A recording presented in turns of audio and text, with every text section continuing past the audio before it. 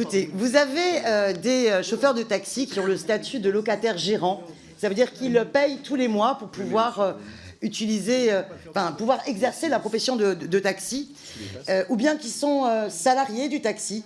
Et pour certains, ça fait 15 ans qu'ils attendent sur une liste d'attente pour pouvoir avoir cette licence de taxi et pouvoir en fait se libérer notamment des grandes entreprises de taxi.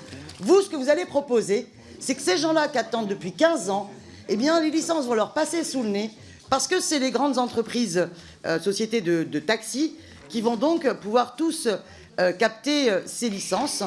Et donc, vous êtes en train de faire, par ce texte, un dispositif anti-chauffeur de taxi et pro-société de taxi, qui par ailleurs ne résolvera rien concernant les voitures disponibles permettant aux personnes à mobilité réduite ou en fauteuil roulant de pouvoir circuler. Parce que la situation, c'est qu'il faudrait d'abord, contraindre les constructeurs de pouvoir... Une minute, Madame Simonet.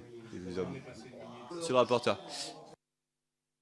Bien, je ne suis pas d'accord avec vous sur la partie des personnes physiques. Les personnes physiques, ce sont des autorisations qui sont délivrées par le préfet, qui sont de domaine réglementaire, et donc pas du domaine législatif. Et le fait, et c'est votre amendement contre le nôtre, on va dire ça comme ça, c'est-à-dire le fait de mettre un seuil à 10 licences pour pouvoir prétendre à ces fameuses licences supplémentaires de véhicules qui peuvent permettre d'embarquer des fauteuils roulants, donc on est bien sur un truc très spécifique, c'est parce qu'il y a besoin d'une robustesse de la personne qui va assurer cette commande avec du coup une assurance de résultat. J'entends votre argumentation.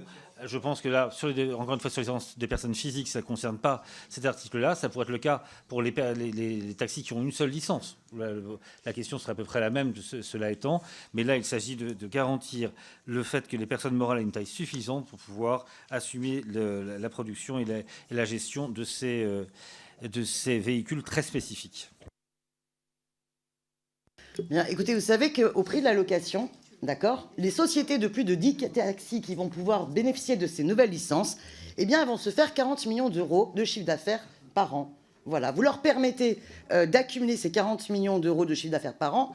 Nous, dans un amendement précédent, nous avons par ailleurs donné les garanties de pouvoir avoir à l'arrivée ces 1000 véhicules adaptés si on impose aux grandes sociétés un quota de voitures adaptées aux fauteuils roulants ou personnes à mobilité réduite.